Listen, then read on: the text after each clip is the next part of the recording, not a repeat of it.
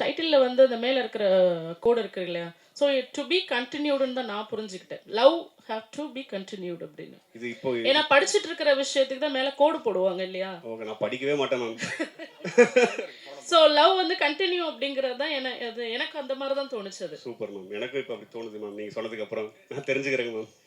Sample sir, இந்த song பார்த்தீங்கன்னா நிறைய சாங்ஸ் வந்து 90ஸ்க்கு ஏற்ற மாதிரி தான் போடுங்க, அந்த லவ் ஃபீல் அந்த மாதிரிலாம். நீங்கள் 90ஸா இல்லை 80ஸா? நான் 87 பானு, டெக்னிக்கலி 90s கிட்டு.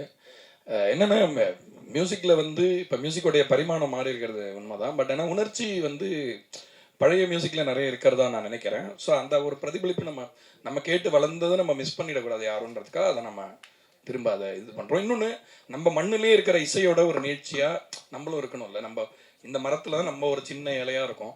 நம்ம வேறு ஏதோ ஒரு இதை வந்து இன்வைட் பண்ணிக்கிறதுக்கு முன்னாடி நம்மளுடைய கிரவுண்டிங்கில் ஸ்ட்ராங்காக இருக்கணுன்றனால ரெப்ரசன்டேஷனுக்காக மேக் ஷுர் நம்ம ஒரு கேட்டால் இது எந்த ஒரு மியூசிக் அப்படின்னா தமிழ் மியூசிக் அப்படின்னு யாராவது சொல்லணும் உலகத்தில். ஸோ அதுக்காக தான் நான் மேக் ஷுர் அந்த நேட்டிவான விஷயத்த அலைவாக வச்சுக்கணும்னு நினைக்கிறேன். டேரக்டா